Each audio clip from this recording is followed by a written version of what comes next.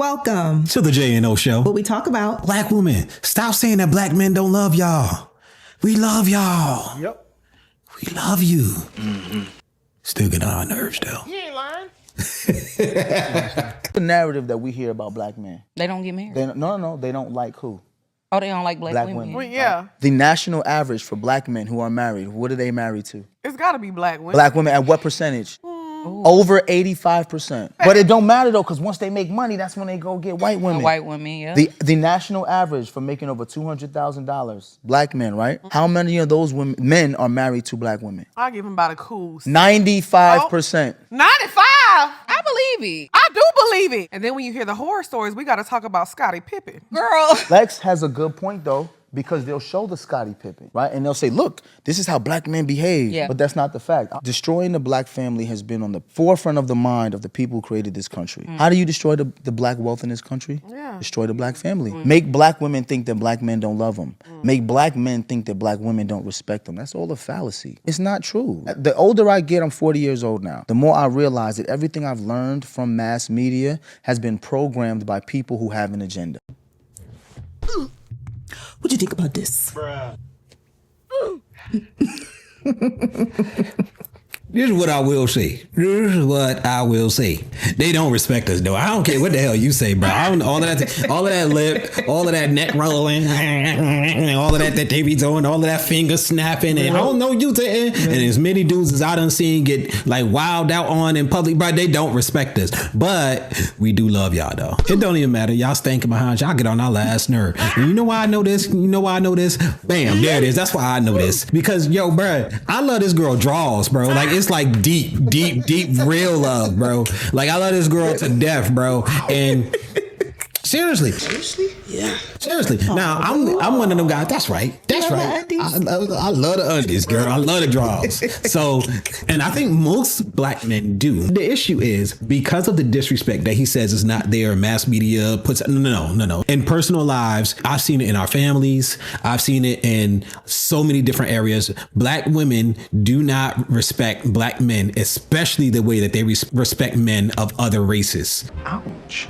You can tell that there's a difference. And the thing is, I understand where some of it comes from because I understand enough about our history to understand where all of that stuff flows from, you know, and the reality is black men were never in the position to be the leaders of their homes. We the only ones that can say that in this country. So when I say black men, I'm not talking about people who came from Jamaica. I'm not talking about people who came from the islands. I'm not talking about people who came from Haiti. I'm not talking about people who even came from England and all of that other stuff. I'm talking about people who are foundational black Americans, people who came up through the slavery and stuff. We have never been in control of our own home. Women have never seen black men able to be leaders because we have been systematically destroyed and kept from being leaders. So it's hard for a person to look at somebody who you see constantly failing in the same way that you would see somebody who's constantly winning. Dang. Okay. Or at least winning some of the time because they're not necessarily being purposely held down. I'm not saying that that's something that's happening necessarily in 2024 because what they did was ingenious. And I'm not saying that this is something that all of anybody is doing, or I don't want people to walk around thinking I'm trying to, you know, I'm part of the race wars and all of that other stuff because I am a little different in that way. I think the thing that holds us back now is us, but it was always known that once you get the mind of a slave, it's called Stockholm syndrome. Once you get the mind of a slave, they will do the work for you. This is true. That's true. You don't have to keep on oppressing. I don't think that it's like it was now, but I think that there are certain things that are still being done for money that we are still buying into that are keeping us from raising ourselves up. Okay. So there is a thing that's there, but they've already got in the minds. They don't have to do a bunch of outwardly things that they've done in the past. Obviously, it's well documented. But if you never see the men in your community able to lead and help prosper and grow and build, then it becomes hard to respect them the way that you respect others. And then you got the wars and how much that, and I personally, in our family, as you know, we've talked a lot about that, have felt how much damage that does to a family, how much damage that does to the relationship bonds and ties between family members, and how in a lot of situations, those things are things that decimate the family, where the black man is put in a situation where maybe he's gone to jail, maybe he's killed, and then you have these these single baby mothers raising these men. So there are a lot of different factors that I know lead into that. I personally do not believe that by and large that all of these people online from all of these sectors are all having the same conversation about how black women do not respect black men and that everybody is lying. Nope. Because it's not a mainstream media thing. Like these are conversations that me and my boys would have when we're, having a man's conversation and women ain't there. We'll talk about that. This is something that I've seen on every level. I've seen it online. I've seen it in TV shows. I've seen it in movies. I've seen it in newscasts. I've seen it in my own personal life with what I see. I see it with people who maybe I'm not in their family, but I talk to them and they're my friends, or they're people that I meet and we congregate. It's a common thing that we see about the lack of respect towards men. And once you start to break that respect for the men, that foundation for that community is forever cracked. You can't build anything on top of it. That's part of the reason we can't build anything. There is a lack of respect, and that lack of respect, you can't even be a leader, because the reality is when we talk about the Bible stuff, women are submit to men and all of that other stuff, it's husbands and in certain church positions that are definitively rolled out in the Bible, right? Okay. That doesn't necessarily mean in all of society. But once you look at how that whole situation is set up in the Bible, it's not telling men to subdue your women. Right. It's telling the women to willingly submit. Yikes.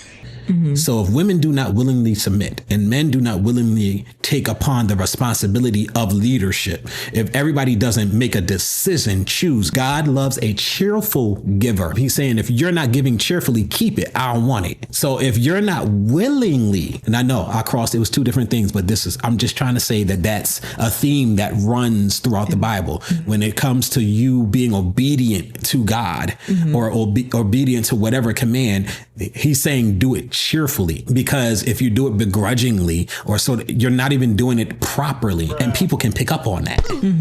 People know. So, hey guys, how you doing? I need you to do me a favor. I need you to hit that like button. I need you to hit that subscribe button. I need you to hit that notification button. I need you to hit all the buttons. Thank you. That crack in our foundation, that lack of respect, and while I understand where it comes from, if we don't find a way to fix it, we will never be able to build anything, because our foundation was destroyed. I buy that for $1. Yeah. Okay. I was going to say, well, then how do we fix it? That part. But that's a whole... Yeah, that's a video. That's... by itself. That's another video, y'all. That might be a series. But I was going to say that I appreciate what he shared. He's like, now that he's older, he realizes that a lot of stuff that he's been fed over the years, basically mainstream media, he realized that it's all programming, which, I've been saying that for years. Yeah. Yeah, that's true. Yes. I've been saying that for years. Yes. Like, everything that you see on mainstream TV is not necessarily what it is. It's not always as it seems. In the words of Transformers, there's more than meets the eye. Okay. Calm down. Calm down. But I thought that was very interesting as far as the stats, because I know that's something that we've talked about before. And I know other people have commented and shared and things of that nature. Like, a lot of black men are not marrying black women. They're marrying outside of their race. And we got the passport bros and things of that nature. They're leaving basically the country and trying to find other nationalities basically to marry. And we haven't fact checked it, but the information that he shared is legit. I'm pretty sure we'll look it up or something like that before we. Yeah, I'll insert the data current here. Stats. Yeah, but I'm inclined to rock with Devale. He wasn't too far off. Yeah, I'm pretty sure he wasn't too far off. That 90%, I think is what he said. 90% of black men are actually married to black women. Over 85%. Over 85%, and 95% who make over $200,000 a year. Yeah. So I thought that was very interesting. So yeah, don't believe the hype, y'all. Yes, the dating market is rough. And yes, because of a lot of different things, it's making it that much harder for you to be able to find someone of a certain caliber for you to be able to marry, both men and women, both sides. Yes. I think it goes both ways, but I don't disagree with what he shared. No. I basically put it like that. No, I thought that was very interesting that he brought those stats out.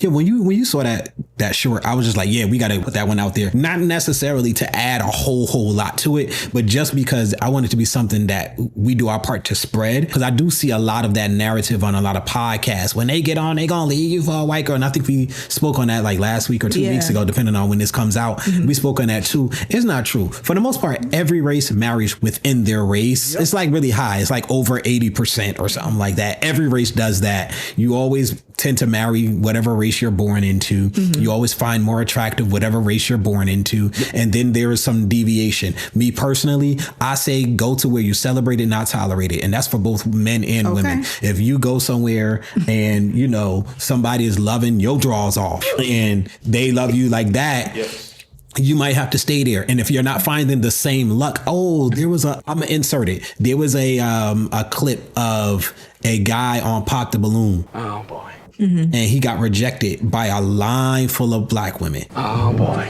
Whole line for stuff like, I don't like your hairline. And then he got to the end of the line and the only one that was sort of giving him some play was the white girl. And he actually called him out. He said, yo, that's crazy.